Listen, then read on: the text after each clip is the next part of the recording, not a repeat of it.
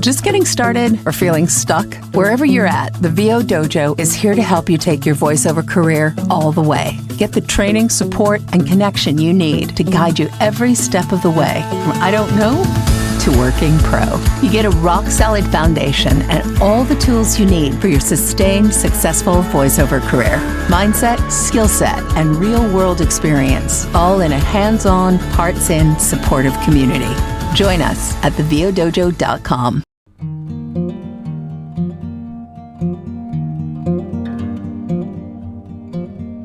All right, welcome everyone to the VO Dojo's Get to Know VO.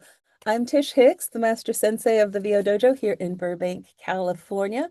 I am joined by 𝗪𝐶, who is our amazing team member who keeps everything going, and our new path guide, Anderson Stinton III.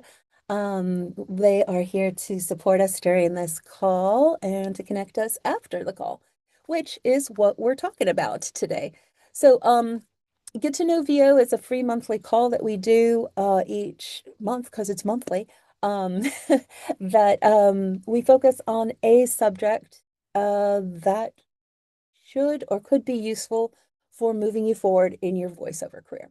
So today we are going to be talking about this phrase. Yeah, it's who you know. We're talking about relationshiping, which we'll explain what that is in a second. Relationshiping, the key to authentic, sustainable voiceover success. So yeah, it's who you know. Have you ever heard this said about anything in the entertainment business? You probably have, right? Do you believe it? Is it something that you buy into? And if you do, what comes up for you around this? What what comes up for you when you hear like, yeah, it's who you know? Of course, the lovely Andy Roth comes into my head when he says, yeah, it's who you know, but more importantly, it's who knows you. We're going to talk about that in a second. Yeah. So there's different inflections that we can say this phrase, right? So we can say it in a pissy way, like it's keeping us from things, or we can say it in a super fun, excited way. Yeah, it's who you know. So it's who you know. So get to know people. That's fun. That opens everything up rather than shutting things down. That puts us into our own playground and makes the world our playground, as opposed to like, oh, well, I'm separate from that, right? So the fact is that this is true. This is how the world works. So the easiest way to empower ourselves is to embrace the truth and revel and get excited about getting to know people. So we are going to talk today. At the dojo, we often do things that I call semantic shifts. We do a little symbol like this. So it's just changing our relation, changing up the phraseology of how we're talking about things so that it is empowering, not disempowering. So this word relationshiping is something that Sensei Kat has been talking about. She's one of our fantastic senseis here at the dojo. And it's talking about relationshiping versus networking. So often in business, this interaction of humans is called networking. Now, when I say networking, what comes up for you? How does that feel? What connotations do you have around that note? Maybe just have people shout it out, since we're relationshiping. Why don't we have exchange of vibrational energy through our voices? If you have something to share, what comes up for you?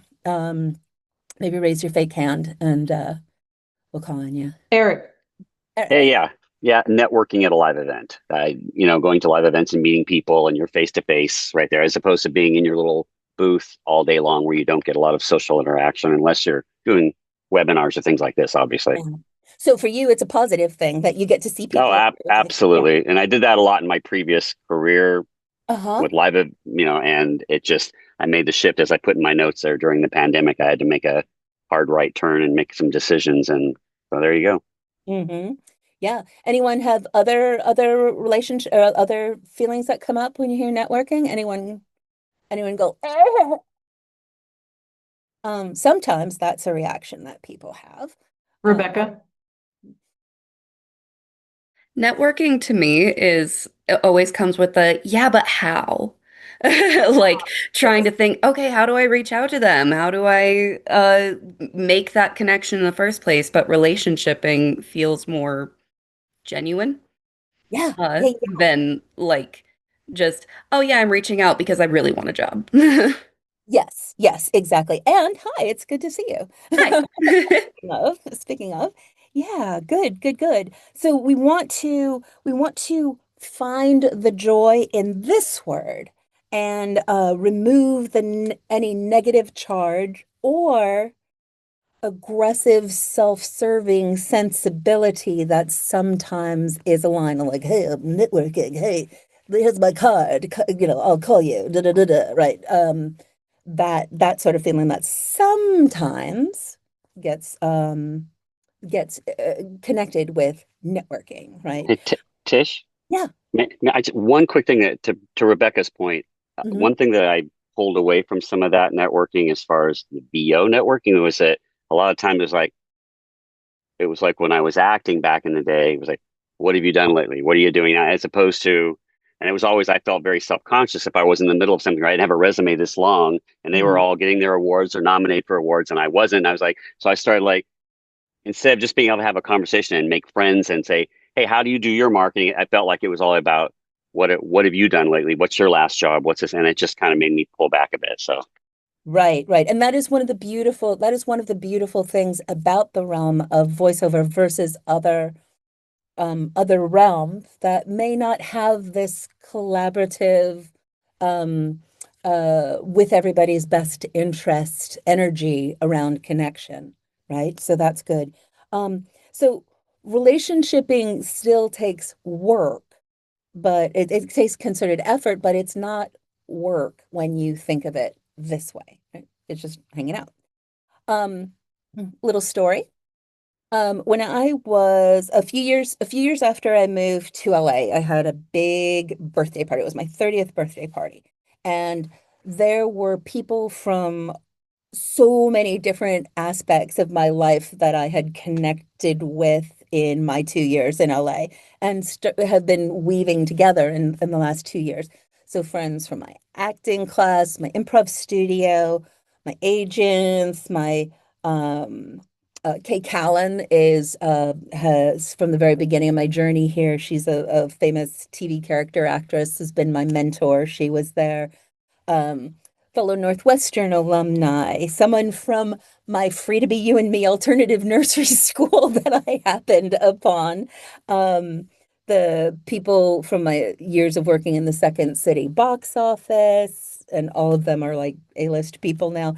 My screenwriter neighbors, our A-list editor friends, filmmaker friends, the boss that I was working as a personal assistant to, and some horse people from the equestrian center where I was taking care of rescue horses. So my dad, who is an architect, was also at that party. And when everything was finished, he said he always notices how things interrelate. And he said, wow, you really have to keep excreting connective juices to stay on the web here, don't you? And this is really true. This is really true. It's especially true in LA, and it's true in everything that we do. We might happen upon people, or there's some things that may organically happen.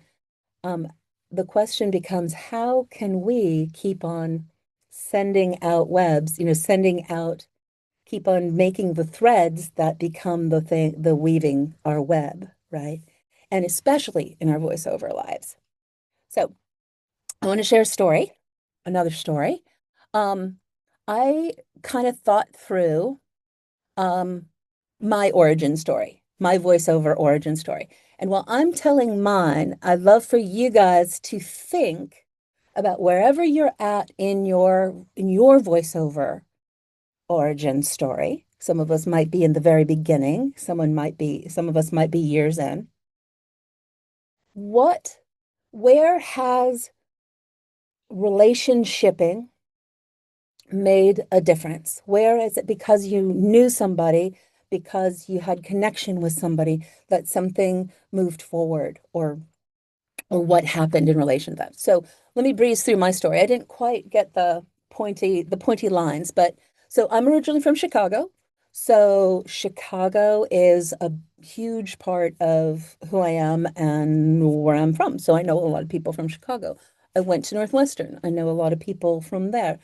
I worked at the Second City and studied improv at the Second City, so I know a lot of people from there. My first person here is my husband's best friend, Bill Miracle, who is a creative director, and 30 years ago, gave me a call and said, "Hey, I have some spots for Bally's Total Fitness I think you'd be good for. Would you like to do them?" And I said, yeah, sure. Okay. And I had no idea. I'd never done voiceover.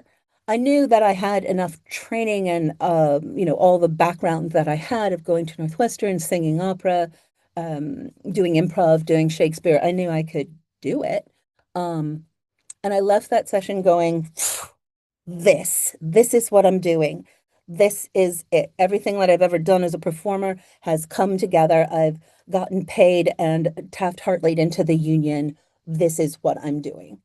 So, about 6 months later, I moved to LA and connected with all of these people, the Chicago, the Second City, the Northwestern people, and basically spent all my time hanging out with people that I had some connection with and going, who do you know? What do I do? Who do you know? What do I do? How do I move this forward? How can I get insights about what you've done so I can do that too? So Jane Lynch was part of the improv company that I was in, and Jill Talley and Tom Kinney I know from Second City. Jeff Perry, who's the founder of Steppenwolf Theater, I was in his acting class. I babysat for his daughter early in the morning, and his wife Linda Lowy, who's one of Shonda Rhimes' casting directors. So these are the people I was hanging out with and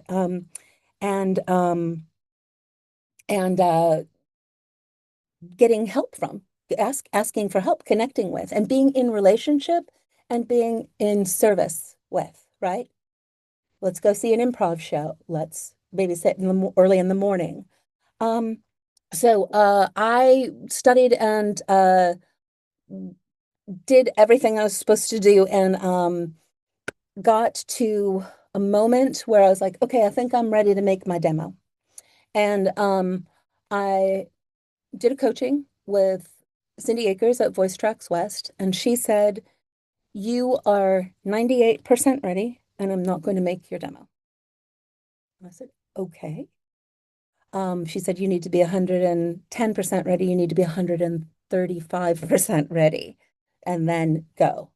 So I went back to the drawing board. She referred me to Kathy Kelmanson's Working Pro class that usually you need an agent and a demo to be a part of. But she vouched for me, and then I went back to the drawing board for 6 months, and oh shoot, you know what? I went the wrong way. Hold on a second. Jeff Perry, hold on, I'm telling the story wrong. Hold on a second. That did happen, but there was a couple things that happened too. Sorry, I lost my own arrows. So Jeff Perry, Perry Herman was a friend of mine who was part of the improv scene and had the helicopter come for him because he was the voice of Taco Bell. He wasn't the Yo Quiero Chihuahua. he was the announcer on that whole campaign. Through Perry, I met Jen Hale, and Jen Hale put me in touch with Dolores Deal, who was my first voiceover class. And at Dolores Deal's first voiceover class, I met Marla Rubin, who ran the booth for ICM, which is now DPN. But she said at the end of my first class in Dolores's class, she said, "You're good. When you're ready," I asked how can I raised my hand and I asked, how can I make a demo? Like how do I get copy to make a demo? And she said, well, at the end of the day, I have a big pile of copy. So when you're ready, come call me and we'll go through it and we'll get you copy for your demo. I was like, me? Come to ICM? Okay. So I did that. And then I went to Cindy and actually, and here's Scott. Scott Holst was part of that voiceover connection. He's one of our first senseis, and I remember really clearly standing in the parking lot of that class and going, "We're gonna do this, man!" And we've built our careers together. So continued to train. Voice Tracks West, Kathy Kalmanson went back to the drawing board, and then did my demo, and it was really, really good. I got, let's see, where did it go? I went back to Marla, and ICM passed, but Marla referred me to her friend, Nancy Wolfson, who was just starting as an agent at Abrams Rubloff Lawrence, which put me in connection with Mr. Abrams' name, because Mr. Abrams was not at Abrams Rubloff Lawrence, but his name was on the door. And later I would be at Abrams Artists. And I kept on training with amazing people that I met at ARL. In the lobby, which we'll talk about in a second, I met Pat Fraley, who took me under his wing. I studied with him and became, he's been a mentor of mine forever. I had amazing, brilliant additional agents when Nancy left. Mark Quinn and Marcy Polzin came, and all during here, the campaign started to flow. A small campaign for a hospital in Missouri came through, and then big campaigns started coming. Burger King. I started working with Rob Jameson, who's been absolutely influential in my career. He's a young copywriter at 𝗧𝗏 San Francisco, and it was the .com bubble, and he just really clicked with my voice and the things that he was putting out in the world with lots and lots of different campaigns. 10 years later, I didn't hear from him for a while. 10 years later, I reconnected with him. He had moved to New York and was working at, I think, Ogilvy or maybe Y&R, but he was working on the IBM campaign, and they had a woman's voice, so he didn't need voices. But we reconnected, and 10 years later, our reconnection, I was on the Workday campaign, which I didn't put on here. On this journey, the campaigns just kept on going and going. Connected with Fallon, an agency in Minneapolis, and was a voice of Citi for Citibank for 7 years. And Fallon imploded. Something happened. As the 7 years came to a completion, Fallon had structural errors, and a lot of people from Fallon that I had worked with for 7 years went to Carmichael Lynch, and that is where I started being one of the voices of Subaru, which I've been for the last 15 years. So there's more stuff, obviously. I've done much, much more in addition to this, but I just wanted to show you like where these things, where our relationship and it's who you know, moves us forward. What did you guys come up with as I was sharing my story? Who has an example of being in relationship of, yeah, who you know that has moved your voiceover career forward. Rebecca, what would you say? Something really cool happened to me the December before last. I was at a wedding, my best friend's wedding. I was a bridesmaid and a fellow bridesmaid.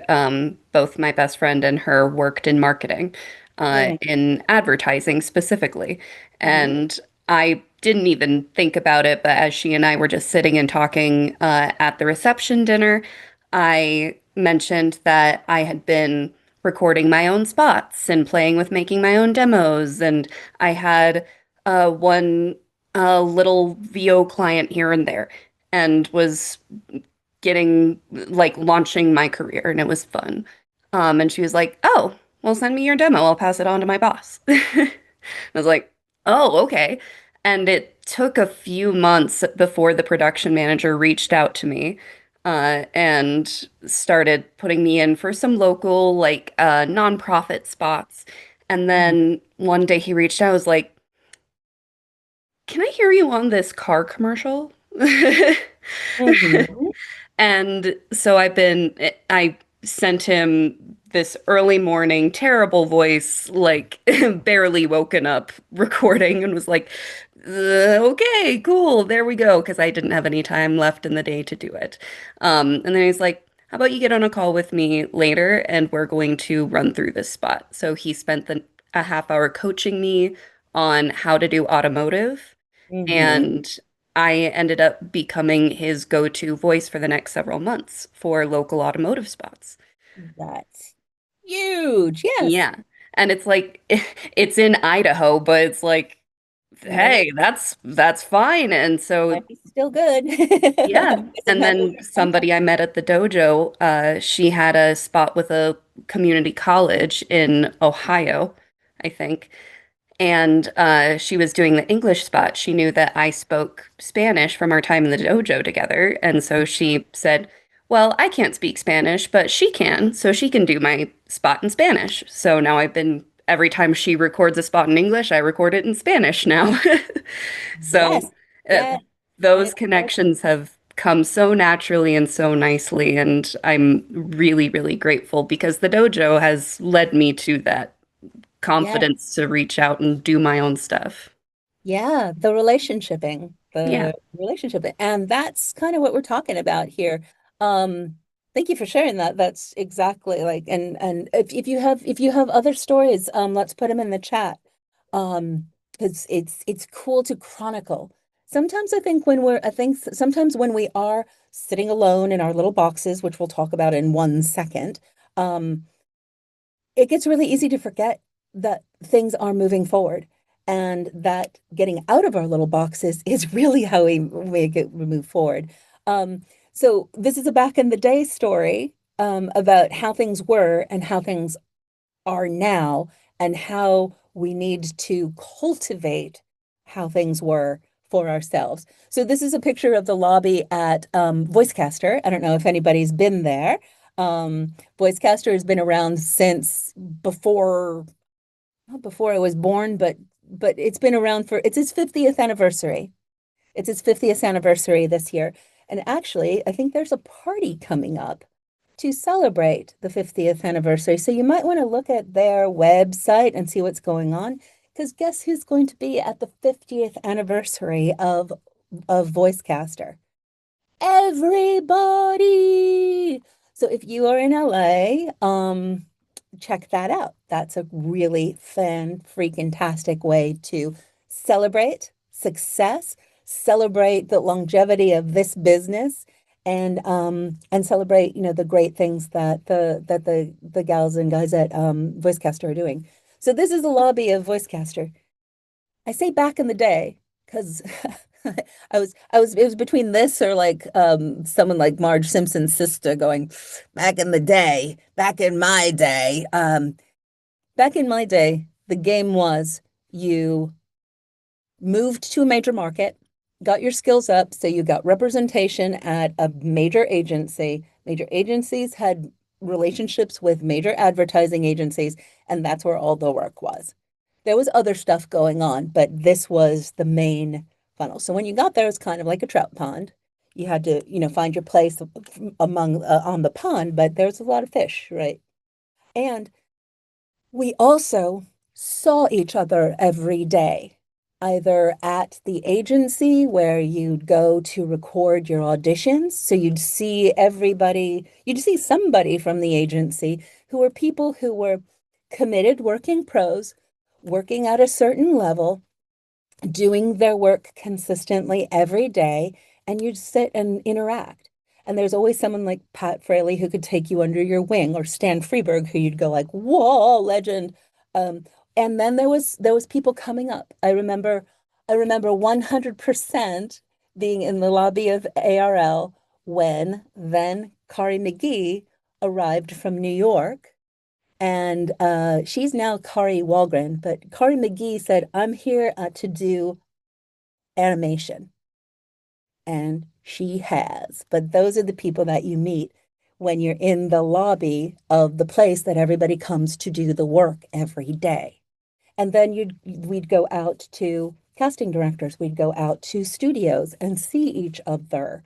So now we have to cultivate this for ourselves. It's more isolated and solitary than ever. And as Rebecca said, how do we create that? That's what we do at the dojo. The dojo is, my vision for the dojo is that it is our lobby, that there's always someone to come, like, oh, here, come on the Get to Know VO. Oh, come do this together. When you're in the Mystery to Mastery program every day, we're working on something together. There's always someone ahead, someone following up behind. And this is because we all must be joyous little spiders, keeping ourselves connected to ourselves and connected to others, right? Okay, so here's I've got a couple of exercises for you to consider. You can kind of think about them, and if you get some answers, put them in the chat. But we kind of did this one of who has gotten you where you are. I'm calling that 6 degrees of Kevin Bacon for you, right? So Rebecca, let's dissect Rebecca's story. Rebecca knew the bride, and she knew her enough that she was in the wedding, and it was another bridesmaid, right? So it was because she knew the bride knew the other bridesmaid, and they were close enough that you were in this woman's inner circle to be at that place. And then you met her colleague who was also in the wedding, and she referred you to her person who hires people, who then took interest in you and cultivated your work so that you got the ongoing gig, right? So was that 5? Here's Rebecca, bridesmaid 1, bridesmaid 2, boss or colleague who casts, and then the client, right? So that's how you get. Just keep on thinking. Somebody knows somebody. I just had a session this morning, came out of the blue, from someone who's a dojo member from back in like 2012. We started in 2011, but really, really early adapter of the dojo. He knows somebody who works at this company that is, we're going to have to do another Get to Know VO about it, because it's just mind-boggling what is going on. It's a use of AI for good, of using the AI to calibrate or to register focus groups response. And so Sean knew someone at that place. Someone at that place was working with the person that I had a session with today, who is a marketing guy, also went to Northwestern, undergrad and Kellogg for MBA. He's starting a new advertising endeavor that's different than a regular agency, adapting the new things. So he's the first client of this new technology. And he said, I don't know anything about voiceover because I come from marketing. I have not done this. And the guy at the technology place said, oh, I know somebody who does voiceover. So Sean referred me and the dojo to the tech guy. The tech guy connected me with this guy that I had a session with today. He's working with an up and coming commercial director, a young commercial director who's like gaining momentum. And I was able to say, oh, well, I can teach you how this goes. I can do this, and I can do this spot for you. So that was my 6 degrees of Kevin Bacon that led to a session today that will be ongoing. And it's going to benefit everyone at the dojo because we're going to be able to, I was like, well, come and train. We'll teach you how to be a good director. We'll teach you how to set rates. We'll teach you all this stuff. I'll put you in touch with Jim Kennelly at Lotus Productions. You should totally know him. You're on the cutting edge. So now we have this relationship that's going to benefit everyone at the dojo because he needs voices for various projects that he's developing, and we have voices, right? 6 degrees of Kevin Bacon. So keep on, when you're making your spider webs, keep on thinking about that. You don't know who, you don't know where, that you're going to find somebody that just sets off a huge, beautiful spiral. Okay. So that's people you maybe have met. Another exercise is an exercise that I learned from a fantastic coach named Dallas Travers. It's called the Circle of Influence. But just in addition to happening upon people that sets things in motion, who do you already know? Who do you know? Is your cousin's husband work somewhere? Is like who do you already know and what do they do? And how can you approach them? Right? So take a little bit of time and explore that. Anyone have anyone when I present this circle of influence, anyone like, oh, wait a minute, I know somebody. Anything come through? And if it's only Rebecca, then we'll take Rebecca because that's why she gets things going. Who else is raising their hand? Kelsey, I can't see everybody, but and then we'll talk about this a little bit later. But if you're not raising your hand, why? Why are you not raising your hand if you are here in this opportunity to connect and relate? Does everybody know Rebecca a little bit more? Does everyone go like, ooh, I want to hang out with that one. Cool. That's awesome. I want to do that. I want to hear more about that. Everyone knows Rebecca a little bit more, right? Everyone gets a sense of Rebecca's energy. Rebecca's been on the trail for a long time and has not stopped, and it is working. And she's done things like live in so many different states doing art and directing and all these other beautiful things that she does in her life. And she's gotten married since we've met. And like all these things are happening in Rebecca's life. So anyway, whoever's not raising their hand, you don't have to answer me. I don't care. But why aren't you? David. Sure. Hi, Tish. Tish. Good to see you. Good to see you too. You've heard the story, but it's why I've become involved with the dojo, and it just shows you never know. I moved to Palm Springs and was playing some pickleball at a nearby court, and as one does, and I happened to be paired up with this guy, and afterwards we started talking, and I was saying, "Oh, yeah, hi." Well, he asked me what I did. I said, well, I'm in radio up in San Francisco, and I'm coming down to Palm Springs full time. Blah blah blah. What do you do? Oh, I do voiceovers. You do? And my ears prick up. And I said, oh, what kind of stuff? Oh, I do audiobooks out of my home studio here in Palm Springs. And I'm like, you do? And so we just had a chat. And that's how I got to know Ronnie Butler, who circled me into Dojo, who has been very helpful in saying, here's someone you should contact. Don't talk to this person. You're not ready for this. be ready for that, et cetera, et cetera. So that's still a slow process, but it's, again, that was from a pickleball game. Yeah, that's awesome. Awesome. Okay. Good, good, good. Let's keep on going. So I, during the pandemic, started teaching online voice lessons because I have a master's in musical theater performance and was like, I really like to sing. I like teaching people how to sing. And one of my students happened to be the daughter of somebody who was working on a master class for Christina Aguilera. And they needed a consultant to help build their lesson for Christina to teach.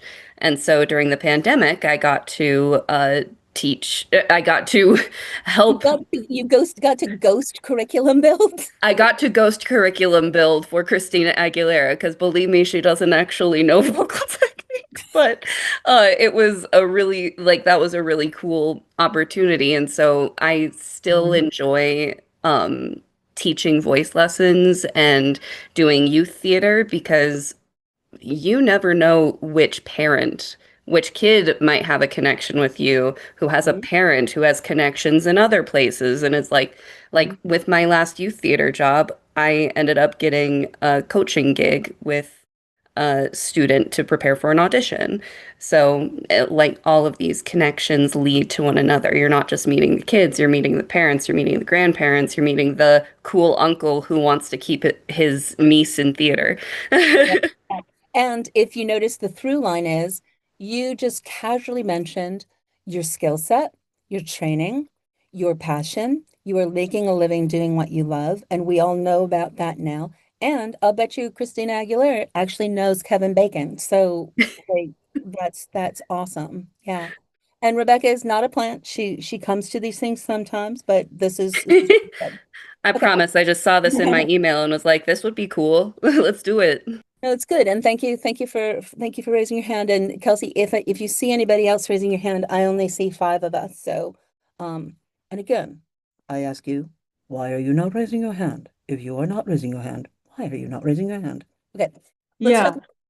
Also, Tish, I think it would be interesting. A lot of people in the chat were, one, either they were still thinking about the circle of influence and that's why they weren't answering, or people are saying that they're an introvert. Could you talk more about we will get to that. You got it? Okay. It is on the list. So want to share a couple of what I'm calling precepts, ideas to live by, relationshiping ideas to live by. So we'll address that in one of these. So good things to write down. Keep on exploring. We're all about the mindset here at the dojo. Mindset creates heart set creates mindset, and it all goes together. And then you put it in action, right? Okay. So precept 1. This is huge. There is no they, there's only we. There is no they, only we. Notice how you speak about the work opportunities that you get. Oh, well, what are they looking for? I don't know what they're looking for. Oh, well, when they. There is no they. When we get an opportunity, and before we get an opportunity, we are part of the solution. We are part of the solution. If you step into every piece of copy with an understanding of oh, yay, I'm part of this team and I'm going to be part of the solution. I'm going to share this audition and I may be the one that is the answer, and it may not be. And maybe by not being B, it will help the team that is putting together this project know what is not needed, right? So I'm still part of the solution. This is pretty insidious. We as actors are generally disempowered by the way the structure of the industry is set up. Oh, I submit to you. I submit to them my audition, right? So notice where you buy into that. Notice what happens when you don't. Oh, I'm part of the solution. I actually deliver my product to be part of the solution. Okay? Let me know what resonates with that. And then over the course of the week, go to our Discord and say, oh crap, I said it like 45 times. Like, catch yourself, notice how insidious it is. Okay. Number 2.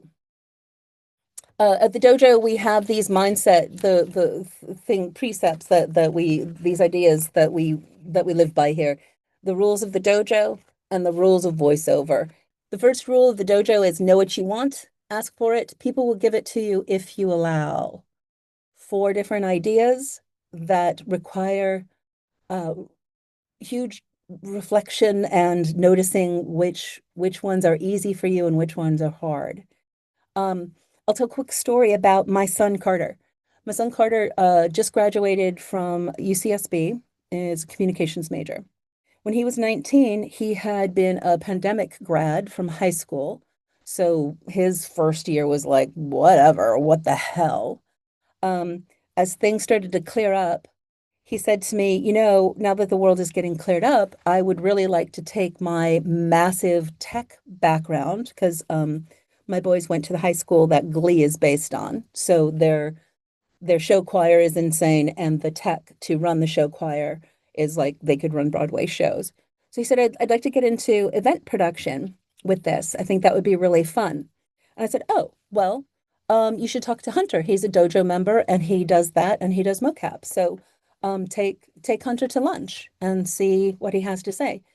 Carter left that meeting with 3 referrals to the top event production places and was hired by 2 of them. His first job was doing a Justin Bieber concert at the Design Center. And a little bit later in the year, he said, I have a job at Hollywood Highland at the end of March. I was like, dude, are you doing the Academy Awards? And he said, I don't know. It turned out he ran spot for the governor's ball on an impromptu, he ran spot following Bill Murray, who was not supposed to be on the program. So he has great stories of trying to follow spot on improvisers. Then he said, you know what, I really like, I'm really into esports, and I would really like to, my dream would be to do that event production, like a tournament, and be doing the lights and things for that. So he went with his friends to a tournament at Riot Games, and he had the chutzpah to afterwards introduce himself to the tech director and say, hey, I'm Carter. This is what I want to do. Thank you so much. It's really cool to watch you work. If there's a way to keep in touch with you, I'd love that. And so he did. He sent a thank you and said, hey, thank you so much. If there's ever an opportunity to shadow, I would love to see what's going on. 2 weeks later, he spent the whole Sunday watching and meeting everybody doing the tournament. And then he said, thank you. If there's an opportunity to work with you, this is what I want to do. And he was eventually hired and onboarded to Riot Games, getting paid $50 an hour to be part of their team. So know what you want, ask for it. People will give it to you if you allow. Let that resonate. 3, this is a really important rule. It seems to go without saying. I'm sure that we don't have to say it to anybody who's on this call, but just in general, don't be an asshole. Don't be an asshole and you'll get very far. Be an asshole and it might limit, right? So just be aware of where you might be being an asshole, not thinking of others first, thinking of yourself before others, right? Just notice if you have any propensity, even how you behave in interacting, right? If you're in a group setting, don't be a know-it-all. Don't blah, blah, blah, blah, blah, right? Just be in your awareness. Because how do you feel when you're around assholes? Do you want to do things with them? Do you want to further their anything? No, we don't want to spend time with assholes, mostly, right? We can get into a bigger discussion about maybe if you are an asshole, then you want to, anyway, but we won't go there. Just in general, don't be an asshole. And a corollary of this is cultivate a mindset of give versus get. See what happens if you listen more than you talk.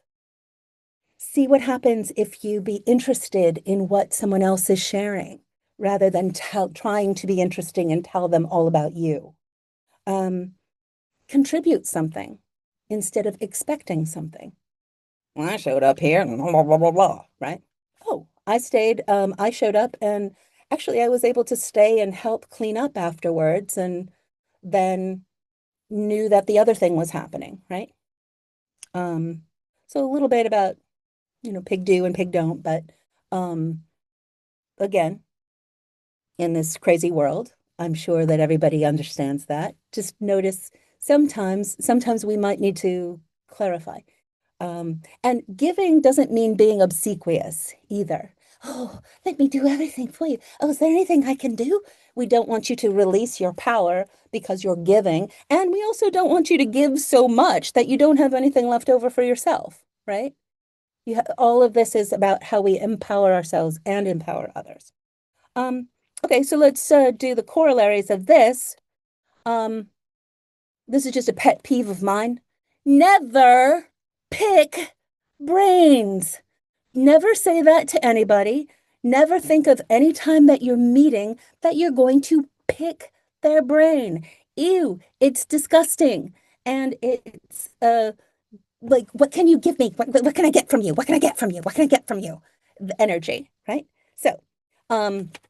So if you are in a situation where you would like to talk with somebody, then ask them to share a little bit of their time. Could you share a little bit of time? Be specific. Could you share 15 minutes with me to share your insights on something specific? I think it would really, I'm in a place in my career, I think that would be really, really helpful. And I would very much appreciate that. Yeah? Different feel? Hey, can I pick your brains? Can I take you to coffee and pick your brains about, tell me how to get into voiceover in half-hour coffee? Ew, no, that's gross. Okay, yeah, okay. So don't be that. And then this is another little pet peeve of mine. Always buy the lunch. Always buy the lunch. If you ask somebody for their time, then treat them. Acknowledge that they are doing you a favor and it is a blessing and you should gift them and always buy the lunch. I have an acquaintance that has been a friend for a long, long time. And at one point he said, hey, can we go to lunch? I'm getting back into voiceover and I blah, blah, blah, blah, blah, blah. I did everything and the motherfucker did not buy lunch. Did not do it. I was like, oh, so done, so not. Okay, so how do we keep the energy going? Yes. All right, let's keep on going. And this goes along with this, the power of gratitude. All that journey of like keeping in relationship, guys, so much about the power of gratitude. A few stories here. Early on in my career, kind of when, like my first year at 𝗵𝗄 Florence, I remember writing in a Christmas card where I got everybody, I think I got a coffee maker for the office and everybody coffee. And I wrote in my Christmas card to the first six-figure year ahead. And then it happened, right? This is the other thing, when we were all together, you'd come in every day and not only would you see each other in the lobby, but you'd see the whole team. You could say hi to your agents. The assistant used to babysit Carter when he was a little baby, like there's a whole thing. And then you get to know people on your team even better. Now we have to figure out how to do that, right? So there's a power of gratitude. Another quick story.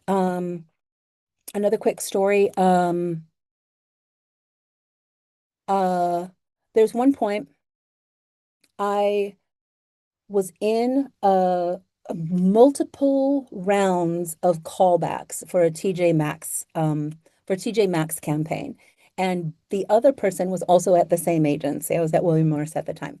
And so no sweat off the agent's back, right? Someone was going to get it. We went back and forth of paid demos, and they couldn't decide. Hold on.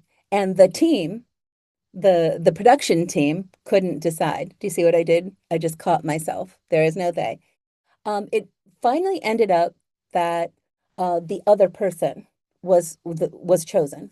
And so I sent a box of like chocolate cigars, like you would for a baby. And I said in the card, thank you so much. It's been so great to get to work with you and get to know each other. So, this was close, and next time the cigar, right? They called me back again. They called me in again. And I ended up not getting that campaign, but that is like the things that can happen when people are on your sides like that. And then I've been a voice of Subaru for 15 years. I don't know if this is causal, but it doesn't hurt. Twice a year, I send a case of wine because advertising is a hard business. And just to know that there's a bottle of wine at the end of the day if you need it, and that everybody knows it's like, oh, that's from Tish, right? This is something I do ongoingly. And then, when you have your team, not only your clients figure out how to reach out and share your gratitude, but when you have your team works hard for you, your agents, your managers, try and get a sense of what they like. So it's not just like, here's a Amazon card. This year, in light of everything we're doing, I gave everyone on the ACM team this mug that's, I think it's called like Things Could Be Worse, something like that. But it's this fancy looking cup that has like 𝗧𝗶𝗺 and disasters, and like it's this really funny cup, and it turned out to match Jeffrey Umberger's decor perfectly. So that was a win-win. So okay, so gratitude, right? Let me just review those precepts. There is no they, there's only we. Know what you want, ask for it. People will give it to you if you allow. Don't be an asshole. Give versus get, and the power of gratitude, right? Okay. Let's keep on going. And if anybody has things that they've done for their team or stories of well, actually, let me pause. Want to make sure we get through everything and have time for questions and stuff. But anyone have anything that they've shared that they've done as a successful expression of gratitude? Let me know if anybody has, and we can pick it up. Tish, I have a question. If you are like you're just starting out, so you don't quite have bottle of wine money, Yes. and you want to express your gratitude. Something I've noticed that has helped me, just a little put it out there, is really giving a shit about what people are saying to you, like while they're talking, is a really good way to show gratitude. Like just being present while you're speaking to people is something I've noticed. Like I've met agents before and then I meet them again. I'm like, oh yeah, how's your kid? And I know their kid's name and they're like, oh, you remembered. And I'm like, of course I remember. We had a whole conversation about how he's going to T-ball season. Like, what do you mean? And I know that sounds really weird, but like people can tell when you're being genuine and when you're just like, so I heard you worked on this project. Oh, I really want to work on this project. So what are some other ways other than being mindful and being present while you're speaking to people that you can express your gratitude if you're just starting out, you don't have a whole lot of money? Well, I would, my metaphorical minded, oriented mind would be, what's your little drummer boy or little drummer girl offer? What do you have? What can you help? How can you help with something? How can you, I don't know, draw a picture or make a pot holder? I don't know.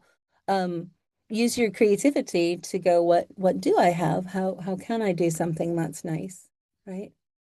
you know, when I was in I did a season at American Players Theater years ago, and I didn't have a lot of money because, you know, I was doing Shakespeare in the Woods. Um, and um, and so I drew illustrations for lines from the plays we were working on for each cast member. And it was a huge project, but it was very fulfilling. I couldn't buy them a thing, but I did that. So that would be my thought. What can you do? Um, yeah. Okay. Let's keep on going because oh my gosh, I'm just realizing there's so much that I want to share. How's everyone doing? You doing okay? Everything resonating? I can only see some of you, so and let me know, Kelsey, if other people besides Kelsey have questions, let me know. Um, let's keep on going. So the concept of do it together is the heart of the dojo. We are all alone. It's always just you, and you never do it alone. And here's this concept that Kelsey said at the top, who Jessica said from quoted Andy, who at the top someone quoted. Yes. Yeah. Yeah, it's not who you know, it's who knows you. So how do you get to know people, and how do you get people to know you and remember you? Oh, Rebecca was the one who Okay. Cool. Um, okay. So here's the question. What are you bringing to the party? What are you bringing to the party? Rebecca has has shared a lot. We know that Rebecca's bringing a lot to the party. I'd like to be at that party and see what happens, you know. Oops, hold on a second. Let me ask the questions here. Okay. So yeah, what are you bringing to the party? How can you help somebody? How can you be of service? What can you contribute? What is good about having you around? What makes it what's different and special when you are around? And then how are you contributing to getting anybody's job done easily, impactfully, and quickly, right? Just what are you bringing to the party? Always figure out what you're bringing. Second thing here, find your people. Find your people. There's a lot of people. Just find yours. So find what do you have in common? Rebecca just said about 40 things that, that she does that someone might have in common. Why don't we put, let's see, where's the exercise that I have?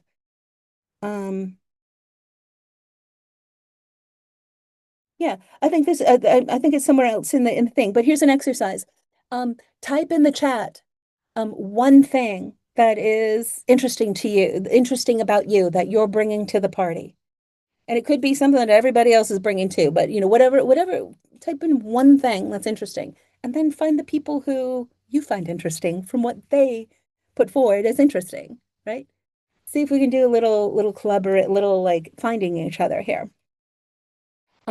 So you find people, find what do you have in common beyond voiceover, right? Well, ideally, we're all focused and working at this level, but what do you have in common? So if I was from Chicago, I met this guy who went to Northwestern. When I met Jen Hale, in addition to being able to gather her insights about who to study with next and how to approach it, I'm a horse person. She's a horse person. We ended up going on trail rides together and bonded. And then we were in the same acting class. There's things that I spent time with Jen just because we were friends and we loved horses, right? Then we were kind of on a kid journey too. I had kids and then she had a kid. And so, yeah. Here's something, look up this word too. Ubuntu. I am because you are. We're all in this together. So that's another concept there. Okay, this is something that 𝗏𝗏𝗃 shared. 𝗏𝗏𝗃 is in Ireland. She has a dual citizenship, and she is looking at real estate to create a place where people who are leaving the country can find a landing place. So she's been in Ireland. She shared, we were on a FaceTime as I was asking for insights to share here. And she was like, oh, it's raining. It's raining. Oh, hold on. There's a double rainbow over the harbor, landing on that boat. So this is from Sensei Cat. Find your people.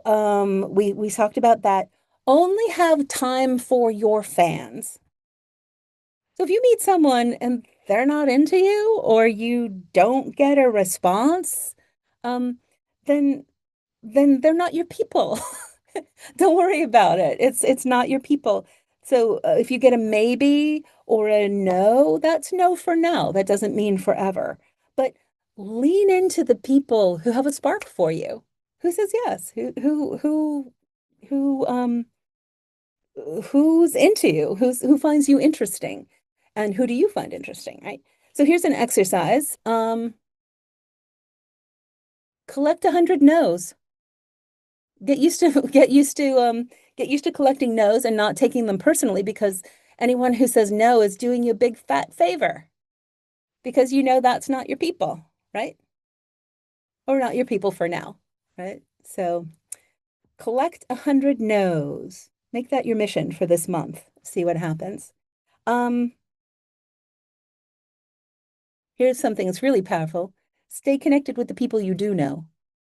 I met my husband because we kept on running into each other. This is how we become friends, right? We keep on running into each other. Stay connected. Keep on putting your spider webs. I just was in Oakland doing a presentation with Rudy Gaskin's son in April. And I stayed at my friend Fran's house in Oakland. She's been my best friend since I was 4. Like this, keep people you love and are your fans in your life. And in that same way, keep connected with the clients that you've worked with. I told the story earlier about Rob, right? Rob Jamison, I hadn't talked to him in 10 years. Stay connected, right? You don't know when things are going to shift, when things are going to change. Kat shared another story. She is a voice of the National Parks Association. She met the person that gave her that job in another context on a little tiny little job, and they started talking national parks and how she's been on trips, and she's been, really, they're part of her life. And so this person who had this little tiny job suddenly was the marketing company, went to another marketing company and called Kat because they had the campaign. There was the campaign for the Voice of the National Parks. So fostering the human relationship is really important. And then Kat felt like her voice had been replaced. So she had enough relationship saying like, hey, did my voice get replaced by AI? And they said, oh, no, we love you. We just haven't called because the budget cuts. So we have to wait until October till more money comes. And she's like, oh, okay, cool. So fostering the human relationship, not expecting anything. Okay, so this is the question. There was a question about but what if I'm shy? What if I'm an introvert? What if this is hard for me? That's okay. We're all somewhere on the spectrum from introvert to extrovert, and we all have to find a way to the middle. So you don't have to know everyone. You just need to know 1 or 2 people who give you work. You don't have to know anyone. So you can interpret these tools and make it. So if you are a more introverted person, if you're at the event and you don't feel like diving into the big party with the funny glasses, that's too much for you, that's okay.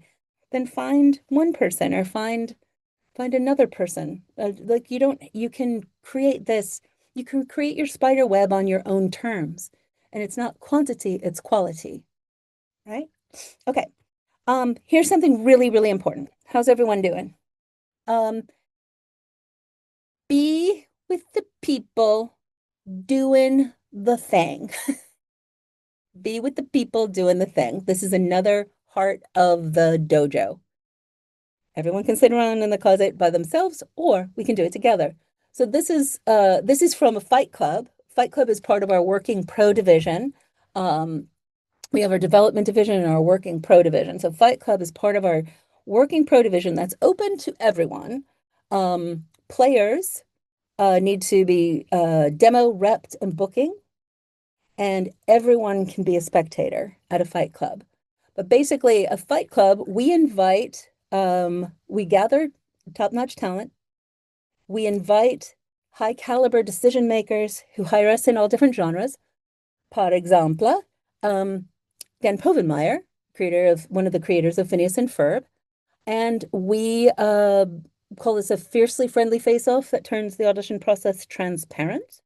We do these 3 times a month. Now, this is a really powerful picture. So Dan is here. Here's 𝗏𝗵𝗺, amazing animation dude. Jason Vanderbrake, one of the first breakout successes of the dojo. This is Larry Nemeczek. He's one of the foremost historians of Star Trek. Who else is here? Neil Kaplan, voice of one of the oh my gosh, Transformer boss, help me. Who's the boss of the Transformers? Optimus Prime. Optimus Prime, thank you. Johnny Solomon, we've known him forever. Here's Kelly Tigger, I'll talk about her. Michelle Jacopuzzi, she retired. She did M to M, Mystery to Mastery. She finished You Should Do Voiceover, and she said, I'm retiring in 16 months, 4 weeks, 3 days, and 2 hours. I'm like, well, that's very specific. So she did the Mystery to Mastery program and then hit the ground running. And I think that might be 𝗏𝗧𝗏 right there.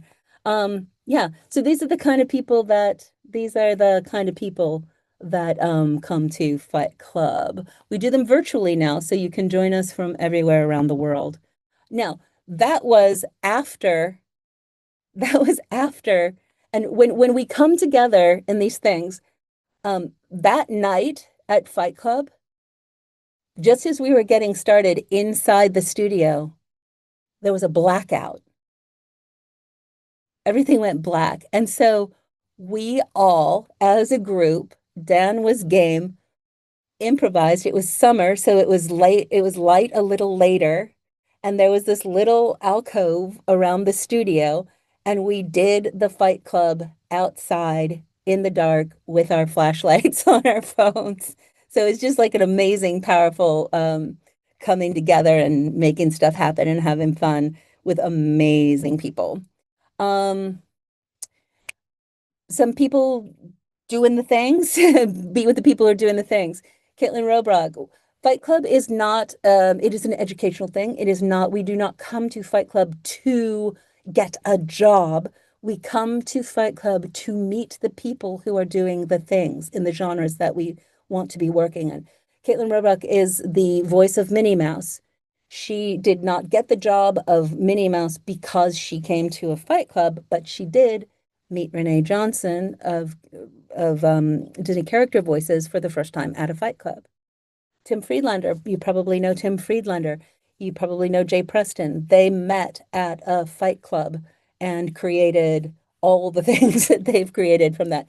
Tim got his first narration series from a Fight Club. It's not causal. He met Sonia, and she gave him the first thing. It was a little while. It was like a year or something, but he booked his first thing. Here's Kelly Tigger working with Ronnie. David was talking about Ronnie Butler. Kelly Tigger came to us, and she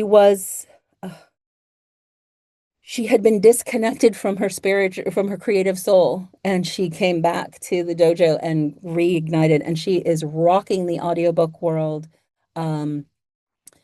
She is one of the people who work with Penguin Random House. Last year, Penguin Random House has a mentorship program. There were 2,000 applications last year, and 19 people were accepted. 3 of those people were members of the dojo who had worked with Ronnie. So this is what happened. And Ronnie came initially for a Fight Club, and then we also, I'll tell you about it in a second. We also do You Should Do Voiceover, or You Should Do audiobooks with Ronnie, and that's coming up. So these are the kind of things that happen around here in terms of relationshiping. We have 2 Fight Clubs coming up. One's coming up on Thursday. And help me, Kelsey, because I want to say 𝗏𝗏's name right. Did I say it? 𝗏𝗏𝗃. Yeah.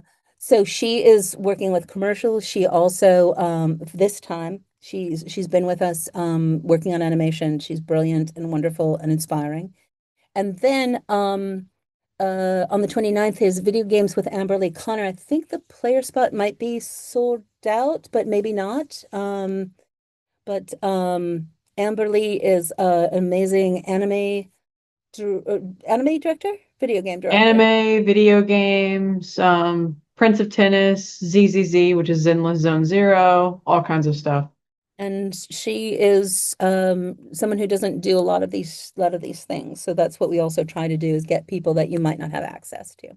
So if you're interested in Fight Club, you can fill out an application to join the players roster on the website.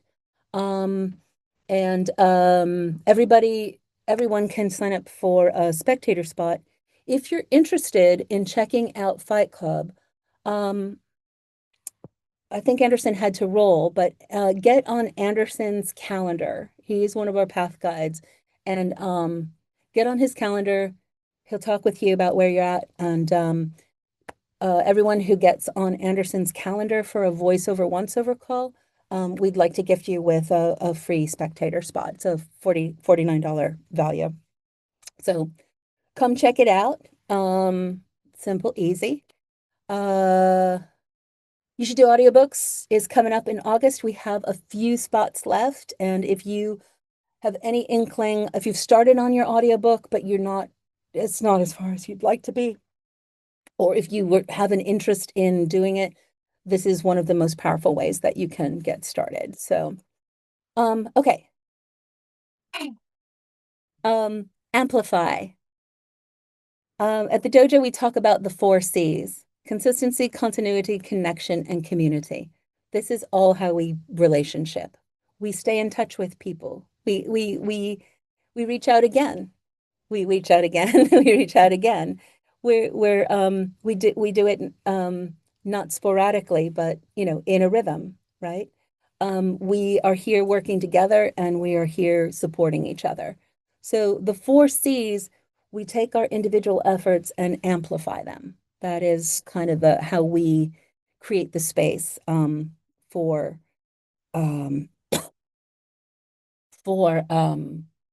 relationshiping.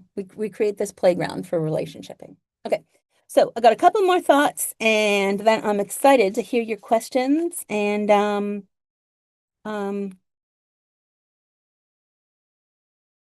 where is that? Okay. So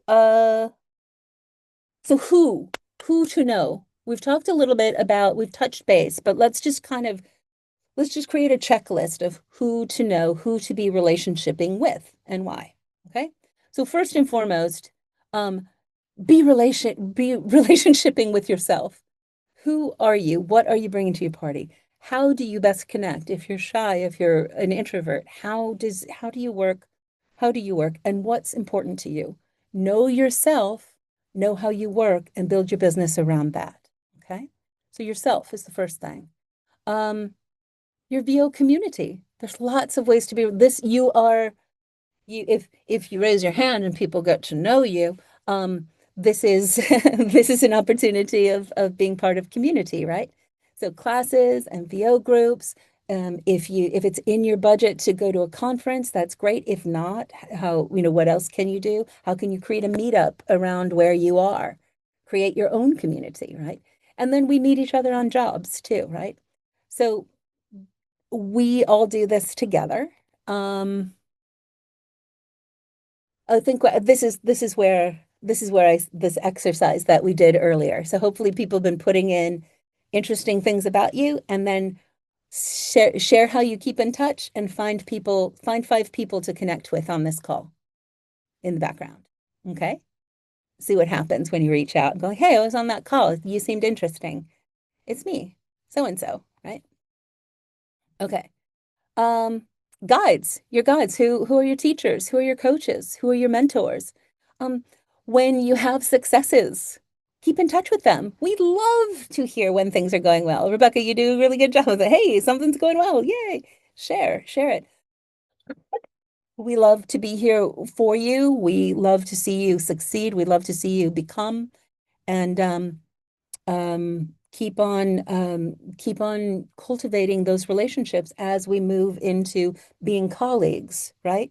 We move from being teachers to being colleagues. That's what happens at the dojo when you move from the development division of Mystery to Mastery into the nth degree program, which is our working pro program. We are colleagues. So keep in relationship.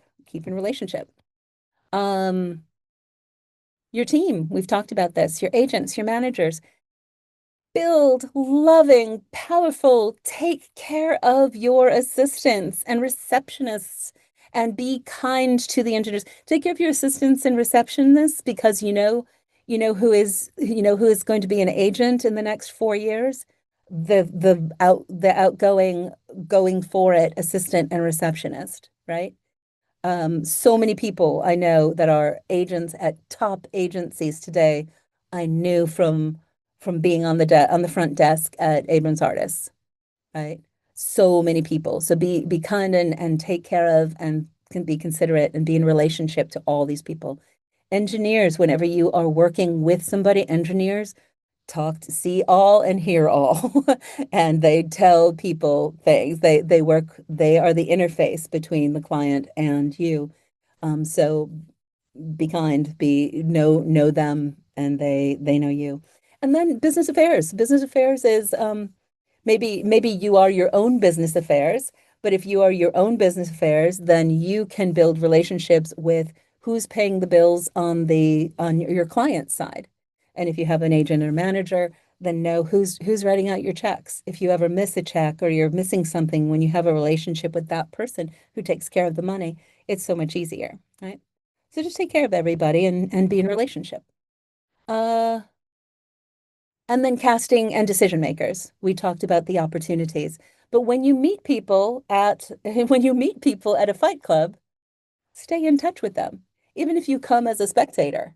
Hi, I was a spectator at your event, 𝗏𝗏, and I'm working on my demo, and I loved this, and this. It inspired me to do that.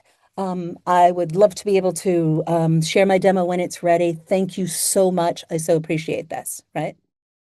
And who's gonna be remembered when it's time to share your demo, right?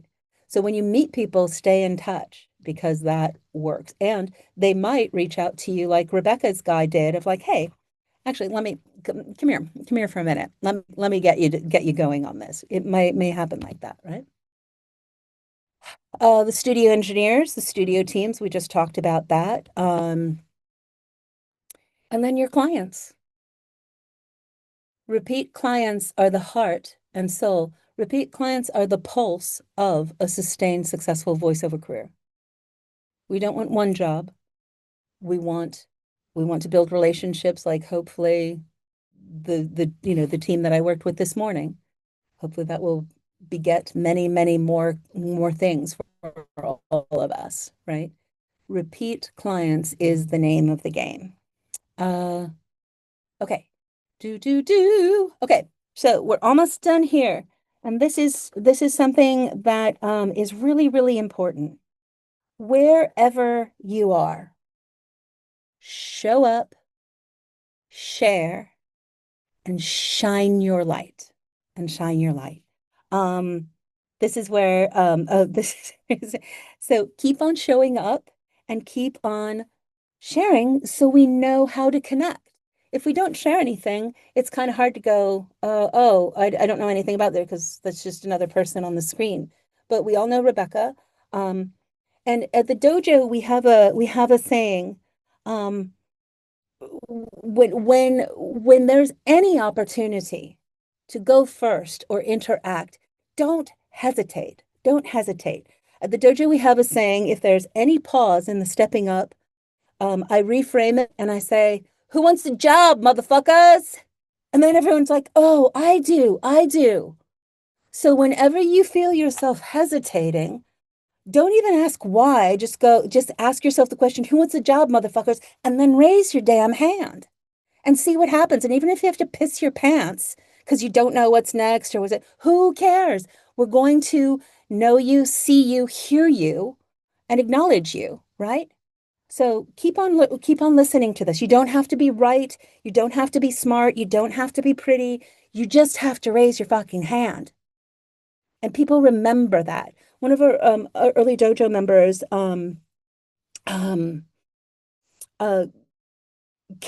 was in Chicago and was doing dojo. And when she was a green belt, she went to a workshop. She went to a workshop with a Chicago agent, and the agent said, "Who wants to go first?" And she's like, "Boop, I do." And then she rocked it, and she ended up from that workshop getting signed because she's just like right on it, right in it, ready to go. So, who wants the job, motherfuckers? Use it in your life, and where you're hesitating, ask yourself. And then here we come to where 𝗊𝐶 is an example of this. Rebecca is an example of this.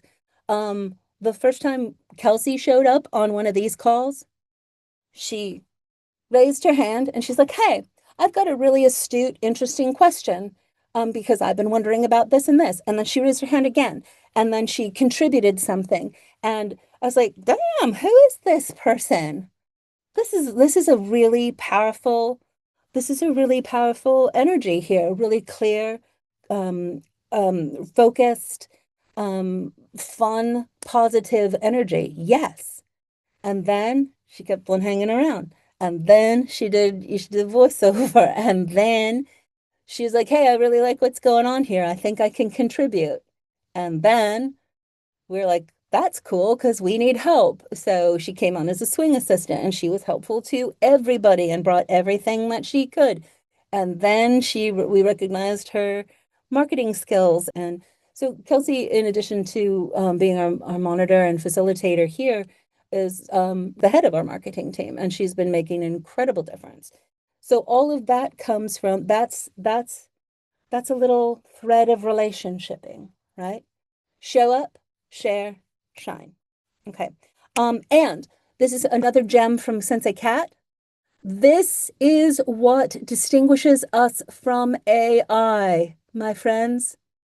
The people that I worked with, they're like, we had some people on Fiverr and it wasn't what we needed. And we didn't do directed sessions because we didn't know how to do directed sessions. And I was like, oh, okay, well, there it is. And, but this is the one secret against AI. People want to be in relationship. They want someone that they can trust. We can get the job done together, right?